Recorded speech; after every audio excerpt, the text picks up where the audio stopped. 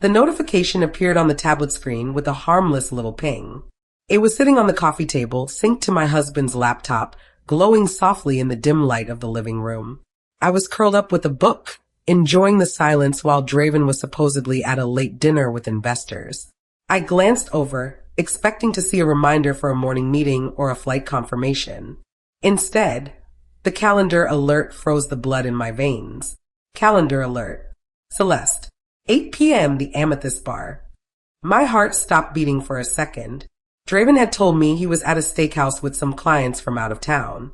But the Amethyst Bar wasn't a place for business meetings. It was a dark, romantic lounge known for its private booths, velvet seats, and expensive cocktails. It was a place for secrets. I stared at the name Celeste. He had mentioned a new client with that name recently. But you don't take clients to Amethyst at night. My name is Callista Roy. I'm 41 years old, a woman who prefers quiet evenings and simple pleasures. To the outside world, I look like a housewife with a small part-time job and zero drive. But as I stared at that screen, the quiet woman vanished.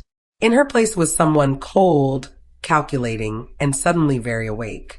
Yes, I felt a sharp punch in my stomach, but I held firm. I didn't throw the tablet. I just stared at the proof that my marriage was a lie. I did the one thing I had promised myself I would never do in our 10 years of marriage. I decided to snoop. I picked up my own phone, my fingers trembling just slightly as I typed the name Celeste into the search bar of social media. It wasn't hard to find her. Draven followed very few people, and she was right at the top of his recent list. Her profile was a splash of bright colors and vanity. It was filled with pouting selfies, designer handbags, and photos of beach vacations. Her bio read, "Living my best life." She was everything I wasn't. She was loud, flashy, and clearly loved attention. I scrolled down to her most recent post, uploaded just 10 minutes ago. It was a picture of two crystal champagne glasses clinking together in a dimly lit room. The location tag said, "The Amethyst Bar." The caption was just a single heart emoji. I zoomed in on the photo. In the background, slightly blurred but unmistakable, was the sleeve of a gray suit jacket. It was the exact same custom gray suit I had ironed for Draven this morning. The nausea hit me in a wave, but I swallowed it down. I needed to be sure. I took a screenshot of the post and saved it to a hidden folder. The investigation had begun. It was 2 a.m. when I finally heard the front door unlock. I was still sitting in the living room, though I had turned off the tablet and picked my book back up to look casual. Draven walked in, trying to be quiet, but he stumbled slightly against the hallway table. As he entered the room, the smell hit me instantly. It wasn't the smell of steak or cigar smoke from a business dinner. He reeked of a floral perfume that was far too sweet and far too expensive. He blinked, surprised to see me still awake. He loosened his tie, a look of annoyance flashing across his face. "Still up, Callista?" he asked, his voice thick. "Just browsing your little book club nonsense again." He walked past me to the kitchen to get water, not even leaning down to kiss me hello. "You know," he called out from the fridge, the light casting a harsh shadow on his face, "you really need to get a hobby that pays, Callista. You have such a lack of ambition. It's exhausting being the only one bringing in the big money in this house." I gripped the spine of my book until my knuckles turned white. He always did this. He mocked my simple life to make himself feel bigger. He acted like he was the king of the world because of his sales commissions. He had no idea that the woman sitting in the armchair was worth more than he could ever dream of. I watched him walk up the stairs, listening to his heavy footsteps. He thought he knew everything about us. He believed our entire financial world revolved around the $900,000 sitting in our joint nest egg savings account. He was so proud of that money, constantly reminding me that he put the majority of it there. But Draven was living in a fantasy. He didn't know about the Solstice Trust. My grandmother had been a brilliant, quiet investor. When she passed, she left everything to me, a total of $4 million. I had kept it in a private trust that he had absolutely no knowledge of. I had never touched the principal amount. I only used the small monthly interest payments, which I pretended were earnings from a part-time online job. I kept it a secret for a reason. When I met Draven, I wanted to be sure he loved me for me, not for my bank account. Over the years, as he became more arrogant and money-obsessed, I became afraid to tell him. I feared he would change, or worse, try to control it. Now, looking at the empty space where he had stood, I realized my instincts had been right all along. He didn't respect me. He tolerated me because he thought I was dependent on him. He had no clue that I could buy and sell his entire life without blinking. A week went by. I played the role of the dutiful wife perfectly. I cooked dinner, I asked about his day, and I didn't say a word about Celeste or the Amethyst bar. But then, the dynamic shifted. Draven suddenly developed a keen interest in our finances, something he usually found boring. It was Tuesday evening after dinner. He cleared his throat, putting on his serious business face. "Callista," he said, leaning forward across the table. "We need to be smarter with our money. The market is shifting. I think we should sit down and review the joint account tonight." The hairs on the back of my neck stood up. In 10 years, Draven had never asked to review the savings in detail. He just liked knowing the total number was there. This was fishing.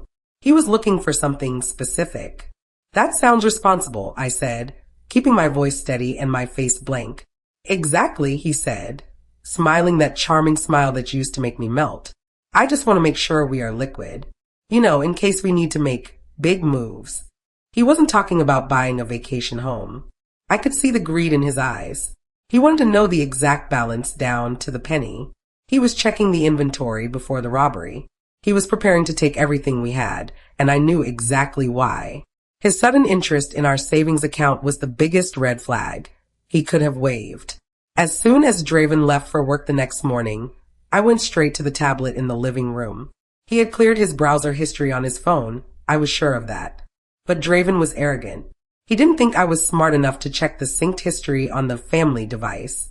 He thought I just used it for reading romance novels and looking up recipes. I opened the browser and went to the history tab. My stomach churned as I scrolled through his activity from the last 3 nights. It was a roadmap of his betrayal. How to wire money to a new business LLC quickly. Filing for divorce in a community property state. Can a spouse trace offshore transfers? Easiest way to empty a joint account without alert. I sat back on the sofa, the tablet feeling heavy in my hands. He wasn't just looking for a fling. He was researching how to erase me. He wanted to take every penny we had saved over the last decade, hide it in some fake business account, and leave me with $0 to my name. He was meticulously planning to destroy my life so he could fund his new adventure with Celeste. I stared at the empty hallway, seeing the life we had built together. The pictures on the wall, the rug we bought on our honeymoon, the books on the shelves. It was all a facade. Draven didn't just want to leave me, he wanted to ruin me. He wanted to punish me for my lack of ambition by forcing me into poverty. The realization hit me like a physical blow, but then something strange happened. The sadness evaporated. The heartbreak that had been threatening to crush me suddenly hardened into ice. If he wanted to treat our marriage like a business transaction gone wrong, then I would speak his language. He thought I was a helpless, dependent wife who would cry and beg. He thought he held all the cards because he earned the big salary. But he had forgotten one thing. I was the granddaughter of a woman who built an empire from nothing. I knew numbers better than he ever would. I didn't need to confront him. I didn't need to scream. I just needed to be faster than him. He was planning a robbery. I was about to plan a correction.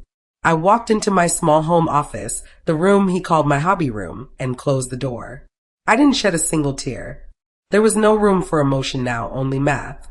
I turned on my desktop computer and opened a fresh, blank spreadsheet. This was my battleground. I logged into our bank's website. I didn't just look at the current balance. I went to the Statements tab. I needed to see everything. I started downloading the transaction history, going back month by month, year by year, all the way to the day we opened the joint account 10 years ago.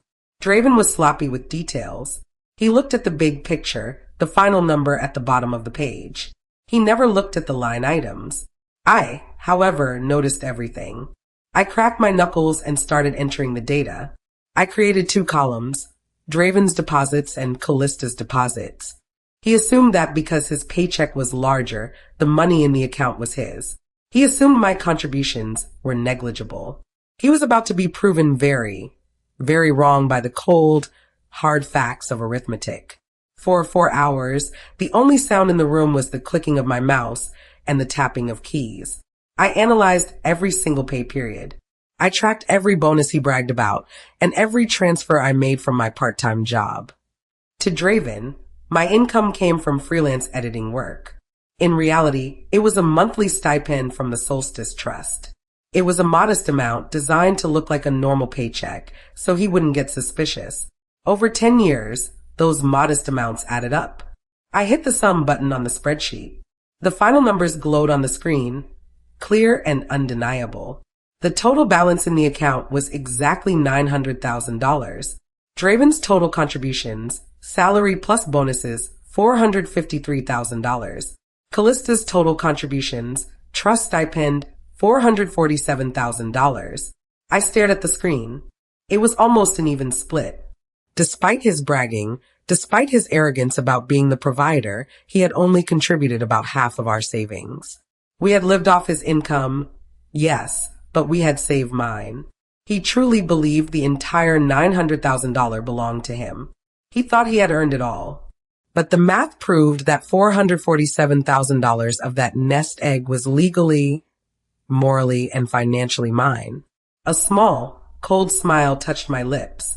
Draven was planning to steal the full $900,000. He wanted to wipe me out, but he was operating on false assumptions. He didn't know I had audited the account. He didn't know I had separated the funds in my mind. The plan formed instantly. It was simple, legal, and devastating. I wasn't going to steal his money. I was better than him. I was simply going to remove my assets from a volatile situation. He was waiting for the right moment to wire the money to his new LLC. He was probably waiting for the weekend or a day when I was out of the house. He thought the account was a single pot of gold waiting for him to grab. I looked at the number, $453,000. That was his. That was every penny he had saved in 10 years. And I was going to leave it there. It would be the bait in the trap. When he looked at the account, he needed to see money so he wouldn't panic immediately. But he wasn't going to see our money. He was only going to see his money. He just wouldn't realize it until it was too late. My hands were steady as I initiated the transfer. I was sitting at my desk, the screen glowing with the familiar interface of our bank. I selected the joint savings account. The balance stared back at me, $900,000. It looked like a lot of money, but I knew the truth. Only half of it was truly available for him to take. I navigated to the wire transfer section. I entered the routing number for the Solstice Trust, the account that had sat dormant and secret for years. My fingers hovered over the keyboard for a split second. This was the point of no return. Once I did this, the illusion of our marriage was officially over. But then I remembered the amethyst bar. I remembered his sneer about my lack of ambition. I typed in the amount, $447,000. I didn't take a penny of his money. I didn't take interest. I took exactly what I had contributed, down to the principal. I hit submit. The screen loaded for a painful 3 seconds, and then a green check mark appeared. Transfer successful. I refreshed the page. The joint account balance now read $453,000. It was still a healthy number. It was enough to keep him calm for a few more hours. I leaned back in my chair. The bait was set. The trap was armed. Now, I just had to wait for the rat to come for the cheese. Draven came home late again that night. He didn't even pretend to be tired from work anymore. He just looked distracted. He went straight to his laptop in the living room, likely to check the account one last time before he made his move. I sat on the sofa, holding my breath, watching him over the top of my magazine. He clicked a few keys, and then his brow furrowed. He squinted at the screen, tapping the refresh button aggressively. "That's weird," he muttered, more to himself than to me. "What is it, honey?" I asked, keeping my voice light and unconcerned. He shook his head, looking annoyed. "The banking app. It's glitching. It's showing the balance as $453,000. It's missing half the money." He let out a scoff. "Their system must be down for maintenance or something. It's probably just a display error. I'll have to call them tomorrow if it doesn't clear up." He closed the laptop with a snap. He was so arrogant that he didn't even consider that the money was actually gone. He couldn't conceive of a world where I would move money without his permission. He assumed it was a computer error because, in his mind, I was incapable of financial maneuvering. Whatever, he grumbled. I'll deal with it in the morning. I knew I had to push him. If he called the bank, he would find out the money had been wired out and he might freeze everything. I needed him to execute his plan now. I needed to give him the emotional excuse to leave me immediately so he would act rashly. As he stood up to go to the kitchen, I sighed loud enough for him to hear. Draven, you were home so late again. I really wanted us to talk about the garden renovation this weekend. He spun around, his face turning red. It was the spark he needed. The garden? Are you serious, Callista? His voice raised to a shout. I am working myself to death, dealing with glitches and stress. And you want to talk about flowers? I just want to spend time with you, I said, playing the victim. I can't breathe here, he yelled, throwing his hands up. I am suffocating in this house. You're always nagging, always dragging me down with these petty little things. I need space, Callista. Serious space. He stormed up the stairs. It was a performance, I knew that. He was building the narrative that I was unbearable, justifying his exit. I stayed downstairs, listening to the bedroom door slam. Perfect. He was angry, he was desperate, and he was ready to run. The next morning, the house was quiet. Draven had left early, claiming he was going to the gym before work. I knew he wasn't at the gym. He was somewhere private, likely with his laptop, getting ready to transfer the nest egg into his secret account before he officially left me. I sat at the kitchen table with my coffee, my phone face up next to me. I was waiting for the notification. I checked the time, 8:30 a.m. Banks were opening. Wires were being processed. At 8:42 a.m., my phone buzzed. It was an automated alert from our bank. Wire transfer confirmed. $453,000 sent to Zenith Holdings, LLC. I unlocked my phone and opened the app. The balance in the joint account was now $0. He had done it. He hadn't waited to check on the glitch. In his haste and anger, he must have assumed the other $447,000 was just pending or hidden by the error, and he decided to grab what was visible immediately. He had emptied the account. He thought he had stolen everything. In reality, he had only taken his own savings. The theft was complete, but he was the only victim. Draven returned that evening earlier than usual. He walked in with a strange energy, nervous but excited. He placed his keys in the bowl and dropped his phone on the hallway table, forgetting for a moment that he usually guarded it with his life. He walked into the living room to find me, rehearsing his sad husband face. While he was clearing his throat to speak, his phone on the table behind him lit up. I was standing at the perfect angle to see the screen. It was a text message from Celeste. Celeste, the wire went through, baby. Wait, only $453,000. I thought you said we were getting close to $1 million. Does this mean we can't book the villa yet? I read the words and felt a cold satisfaction settle in my chest. So he had promised her even more than what we had. He had probably inflated the numbers to impress her, or maybe he thought the interest had compounded more than it had. Either way, she was already complaining. Draven didn't hear the text. He was too busy fixing his tie, looking at me with fake pity. Callista, he began, his voice dropping an octave. We need to sit down. I can't do this anymore. He had no idea his mistress was already unhappy with his fortune. Draven stood in the center of the living room, smoothing down his suit jacket. He had clearly rehearsed this speech in the mirror. He looked at me with a practiced expression of sorrow, his eyebrows drawn together in a way that was meant to look sympathetic, but just looked like constipation. Callista, he said, his voice trembling with fake emotion. We need to talk. Really talk. I've been unhappy for a long time. I feel stifled here. Like I can't grow. He took a step back, creating physical distance between us. I've met someone else, he confessed, waiting for the explosion. Her name is Celeste. She understands my ambition. She pushes me to be better. I'm leaving, Callista. I'm moving out tonight. He paused, watching me closely. He was expecting me to fall to my knees. He wanted me to beg, to cry, to ask him how he could throw away 10 years. He needed my devastation to validate his importance. But I didn't move. I didn't blink. I just watched him like he was a mediocre actor on a TV screen. His sadness was a mask. Underneath, he was giddy about his escape. He thought he was free. I picked up my teacup and took a slow, deliberate sip. The silence stretched out, making him uncomfortable. He shifted his weight, his script falling apart, because I wasn't playing my role.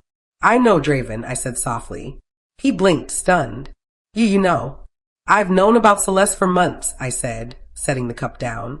The amethyst bar, the texts, the late dinners. His face hardened. The fake sadness vanished, replaced by the cruel arrogance I knew so well. Fine, he snapped. If you know, then we can skip the tears. But there is one more thing. The hard part. He puffed out his chest. I had to secure my future, Callista. A man has to start over, and I can't do that with nothing. I cleared the joint account this morning. He smirked, waiting for the panic to hit me. I took it all. Every cent. It's gone. You have nothing. He stood there like a conquering hero, proud of his theft. He thought he had just delivered the death blow. He thought he was leaving me destitute in a house I couldn't afford.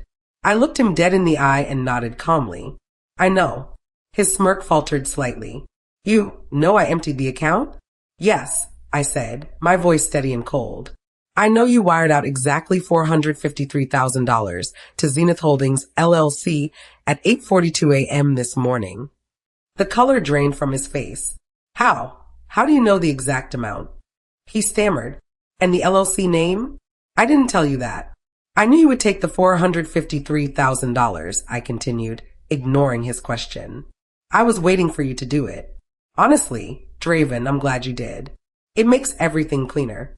He looked at me as if I were speaking a foreign language. He couldn't process that his victim was agreeing with the robbery. What are you talking about? Draven demanded, his voice rising in panic. I took the whole nest egg. The $900,000. I saw the balance yesterday. You saw the balance yesterday, I corrected him. But you didn't check the transaction history, did you? You never pay attention to the details. I stood up and walked over to the fireplace. I did an audit, Draven. I went back 10 years. I calculated every penny you contributed from your salary. It came to $453,000. That is your money. That is what you earned. I turned to face him. And my contributions, my part-time earnings, they totaled $447,000. So I wired my share out. I moved my $447,000 to a private account. I left your share in the joint account. You didn't steal our money, Draven. You just stole your money. Draven froze. His mouth opened and closed like a fish out of water. He was doing the mental math, trying to make sense of it. He had risked everything, committed wire fraud in his mind, destroyed his marriage, all to steal his own paycheck. You moved it, he whispered. But the app, the glitch. It wasn't a glitch, I said. It was a withdrawal. But that's impossible, he shouted, suddenly angry. You don't make that kind of money. Your editing job pays peanuts. How could you have put $447,000 in there?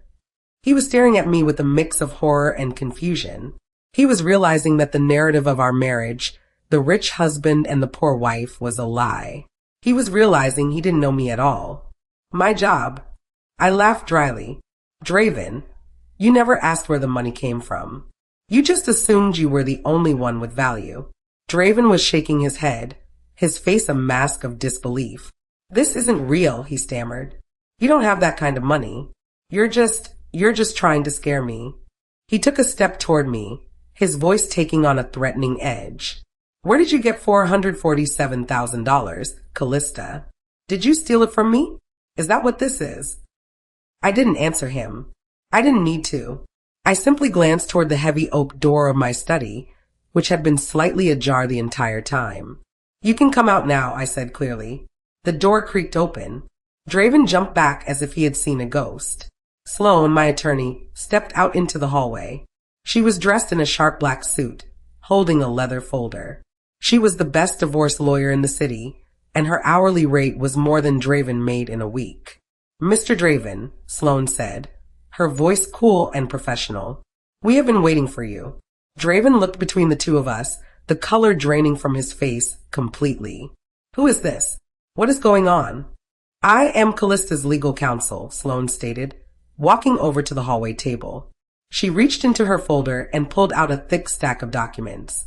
And we have some paperwork for you. Draven stared at the papers in Sloane's hand. His hands were shaking as he took the heavy stack. What is this? He whispered, his throat dry. Those are the divorce papers, Sloane explained calmly, citing adultery and financial misconduct. Since you have already emptied the joint account, we are considering the division of marital liquid assets settled. You took your half. Callista kept hers. Draven looked down at the documents, his eyes wide. He was realizing that his master plan to leave me was actually playing right into my hands. I had let him do the dirty work for me. But, Sloane continued, reaching into her folder again, there is one more document you should see. Just for full disclosure. She handed him a single, crisp sheet of paper. It wasn't a legal pleading. It was a bank statement. Draven took it, confused. He squinted at the header, reading the name of the bank, a private, high-wealth institution he had never heard of. Read the balance, Draven, I said softly. He looked down at the bottom line. His eyes bulged. He brought the paper closer to his face, blinking rapidly, assuming he was seeing extra zeros. For million, he choked out. He looked up at me, terrified. This says $4 million. Whose account is this? That, I said, stepping closer to him, is the current statement for the Solstice Trust. It is my inheritance from my grandmother. I watched the information sink in. I have had this trust since before I met you, Draven. The part-time job you mocked? The pennies I brought in? That was just the monthly interest. I never touched the principal because I wanted to be sure. Sure of what? He asked, his voice barely audible. Sure that you love me, I said, my voice hardening. I wanted to know that you were with me for me, not for my money. I kept it a secret to protect us. But you couldn't be satisfied with a comfortable life. You wanted to mock me for my lack of ambition. You wanted to steal a few $1,000s to run off with a girl who likes shiny things. I pointed to the paper in his hand. You thought I was poor. You thought I was weak. But I have been a millionaire every single day of our marriage. The silence in the hallway was deafening. Draven looked at the paper, then at me, then at his phone on the table. The screen was still lit up with the text from Celeste, complaining about the $453,000. The realization hit him like a freight train. He hadn't just left his wife. He had walked away from a $4 million fortune. He had traded a life of unlimited luxury and security for a studio apartment with a mistress who was already angry about money. He wasn't a master thief. He wasn't a genius businessman. He was a fool. He had successfully stolen $453,000, yes. But in doing so, he had lost access to an empire. Callista, he started, a desperate smile forming on his face. He dropped the divorce papers and took a step toward me. Honey, wait. This changes things. I was confused. The stress. I didn't mean it. We can fix this. For $1 million? Think of what we could do. He actually thought he could talk his way back in. It was pathetic. I didn't yell. I didn't argue. I simply reached out and plucked his house keys from his trembling hand. You were right about one thing, Draven, I said, my voice ice cold. A man does have to start over. And you are going to start over right now. I walked to the front door and held it open. The night air rushed in, cool and fresh. Get out, I said. But the money, he pleaded, looking back at the paper on the floor. Take your $453,000, I said, and take Celeste. You deserve each other. He slumped his shoulders, realizing it was over. He walked out into the dark, clutching his phone, a man who had won the battle but lost the war. I slammed the door shut and locked it. I turned to Sloane, who offered me a small, proud smile. Ready for the next step? She asked. Yes, I said, walking toward my study. I'm going to book a flight to Paris. First class. And I'm paying with my own money. I was finally free. And for the first time in 10 years, I didn't have to hide who I really was.